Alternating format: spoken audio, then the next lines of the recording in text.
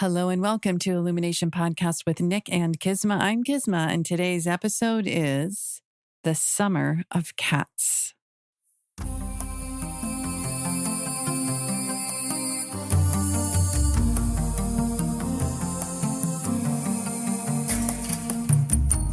Hello and welcome to Illumination Podcast with Nick and Kisma, bringing you ancient wisdom for modern day success so that you can have the mindset to get your life and business set.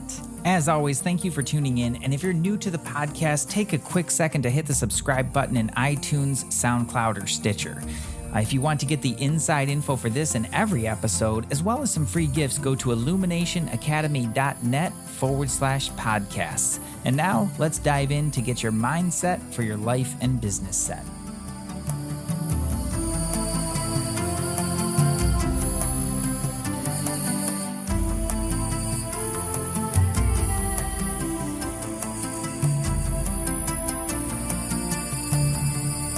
Well, hello there, Nick. Hey there, Kisma.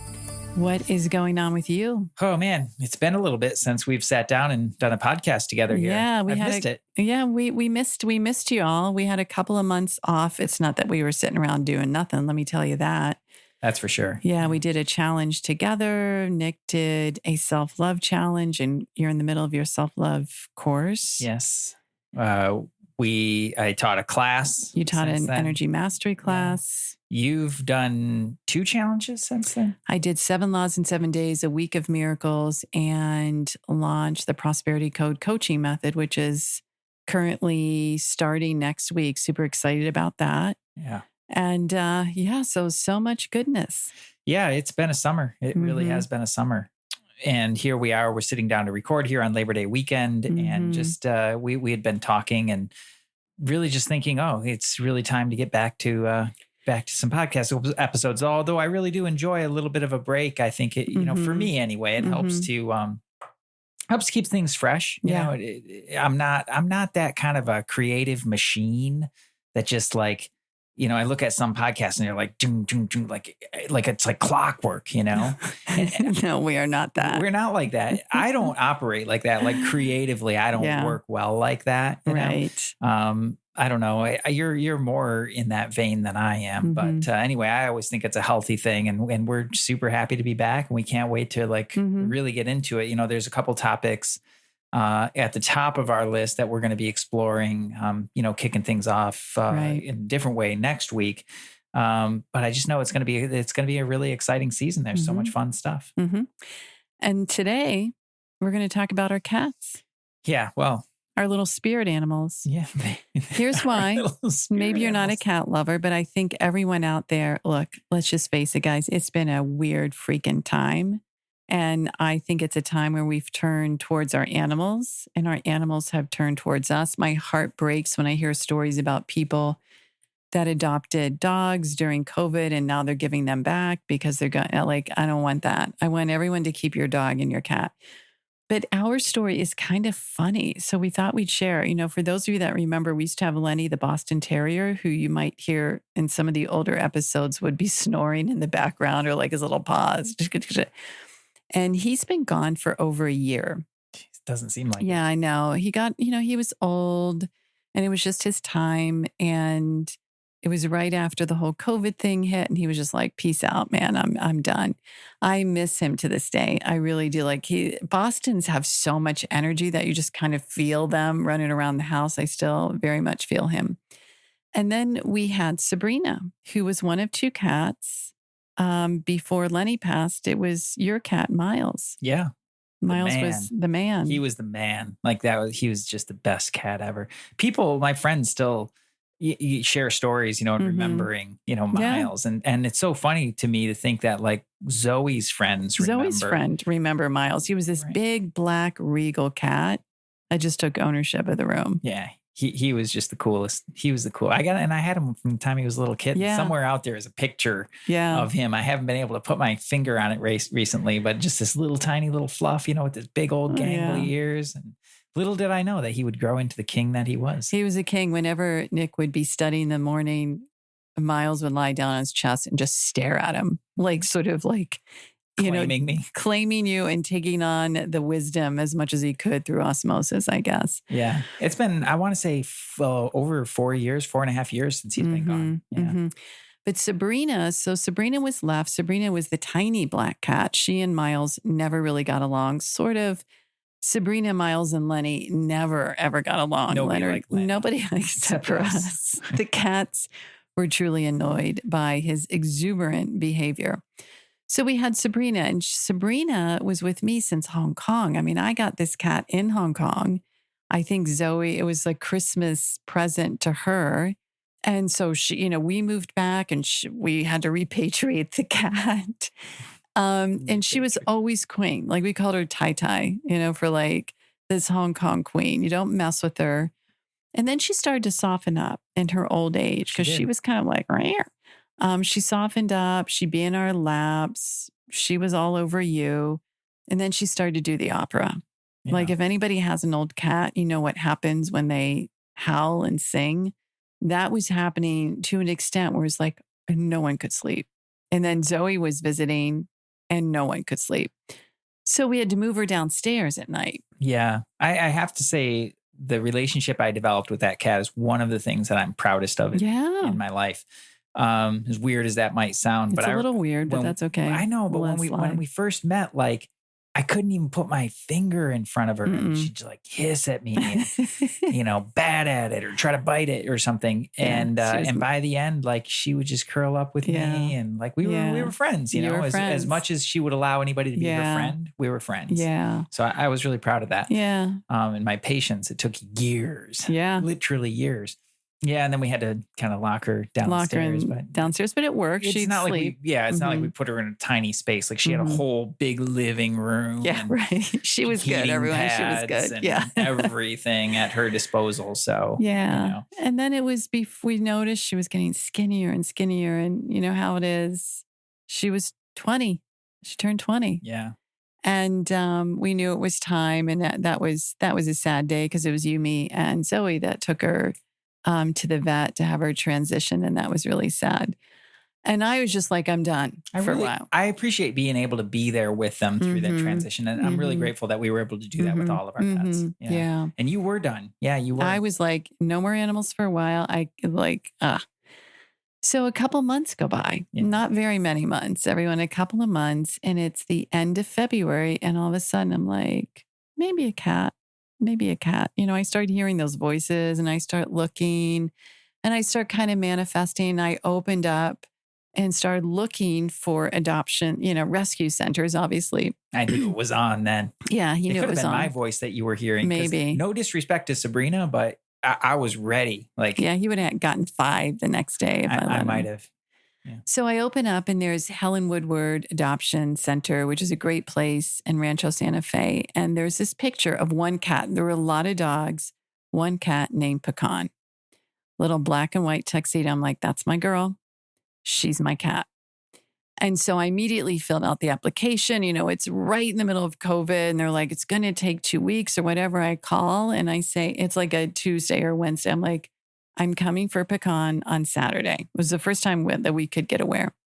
Oh, no, it takes weeks. I'm like, you don't understand. That's my cat. And she said, well, hold on a minute. And she went back. She goes, well, Pecan's been here for 4 months and she's not your typical cat. She's a scaredy cat. And I'm like, got it. She's covered. Like Sabrina, her middle name was Scaredy Cat. So I think there was like this, we're going to let her go. So we go on a Saturday morning and it was really interesting because the day before on the site, Nick starts looking, poof, all of a sudden there's a cat named Merlin who comes out of nowhere. He's like, did you see that cat? I'm like, we're going for Pecan. But he's like, but this cat's name is Merlin. I'm like, oh my gosh. So we go there and Pecan's in this beautiful room all by herself. She had it like. She had the condo. She did. Yeah. Because she'd been there for so long. But they said her sister Nefertiti used to live with her. and someone adopted her. And then Pecan became very sad, like sadder than normal. She was always a scaredy cat. It's sad to me. Like, I don't want to judge people. I really don't. No, don't. I'm not. I'm just saying, like, it's confusing to me. Like, how could you get one of them and not Maybe get the they other? can only have one. know. Stop it. You would have 5. I'm not. You're right. I would. Just don't listen to him. Everyone around anyway, but it's like I was sad for her. It's like, oh, your she sister. was there, and we're like, Pecan. So I'm thinking this cat's going to just love me because I picked her. Nope. Like, she's like, right here. And then he, of course, had to play with Merlin. Yeah. We hung out with another cat for a minute, but it was too loud. It was clear this is not my cat. But then Merlin and I were friends immediately. Yeah. Big puffy thing. Definitely a Merlin. He's awesome. And so then here we are. I'm like, but I came for Pecan. He's falling in love with Merlin.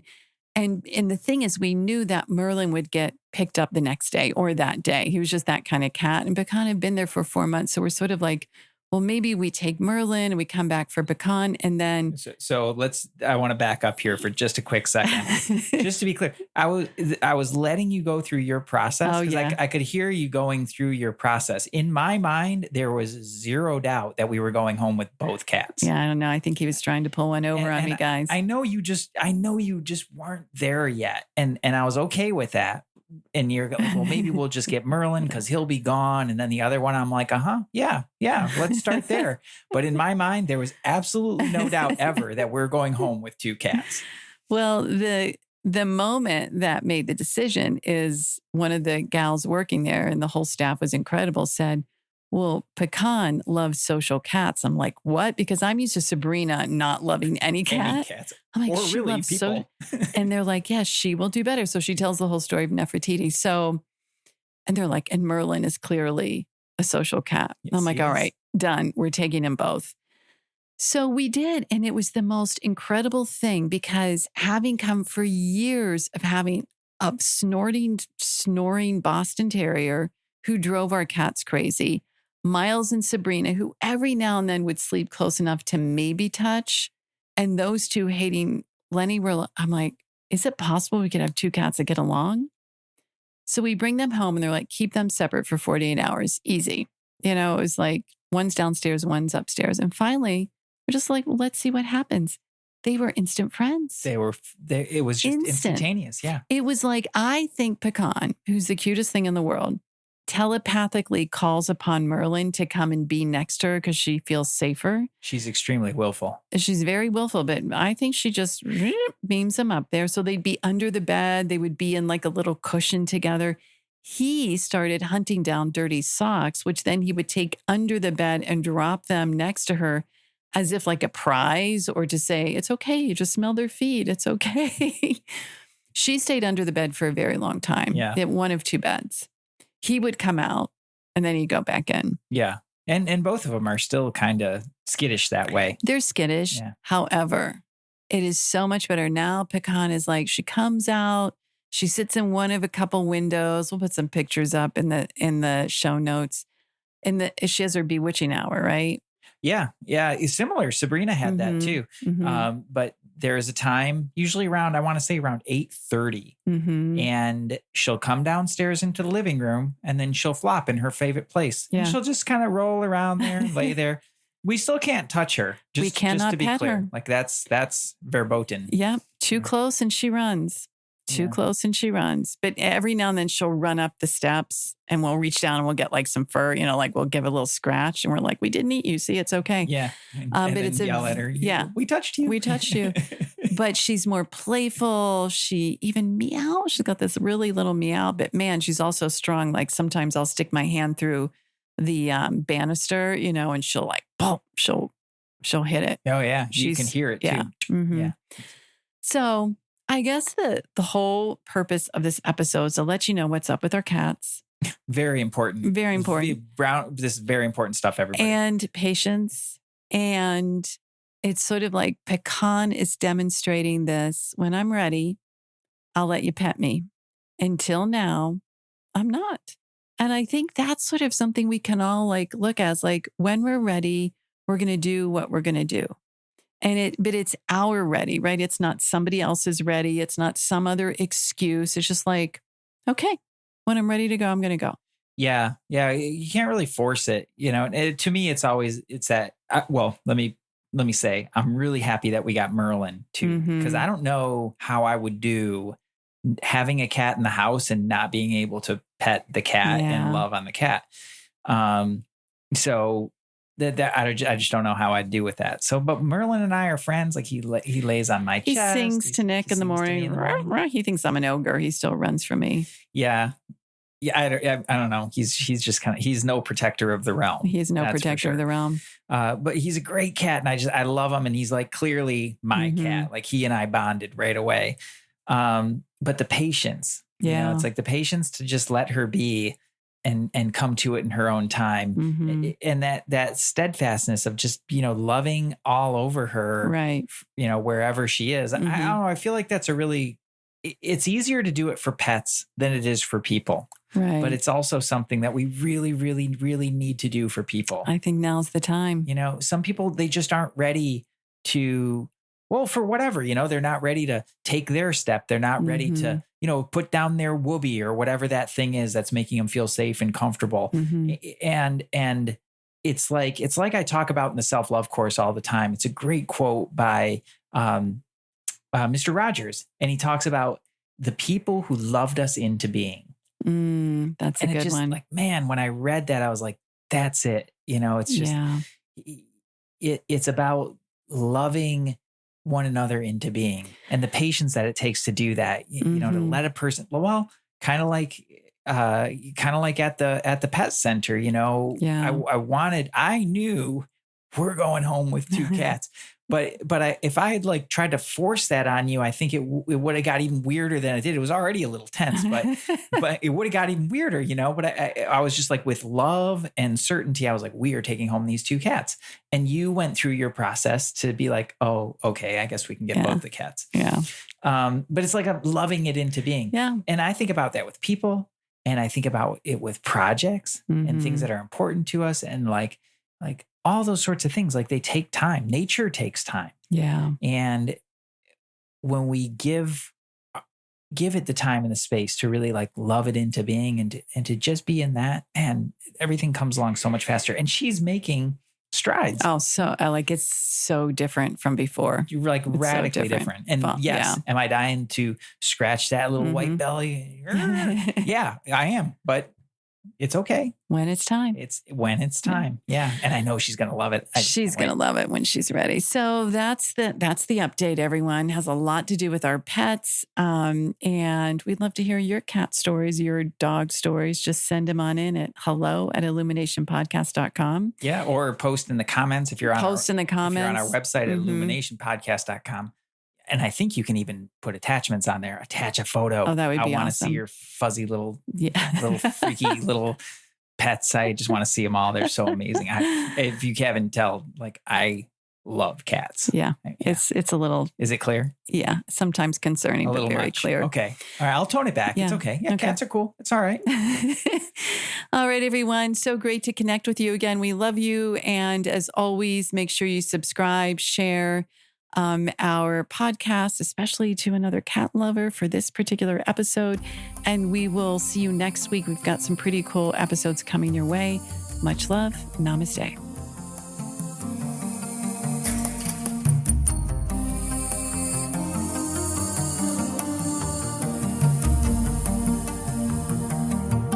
Hey, thanks for jamming with us today. And if you enjoy Illumination Podcast, please go ahead and share it with someone you love. Give us a rating, review, download our podcast. And remember, you can find us at illuminationacademy.net/podcasts. Talk to you soon. Namaste.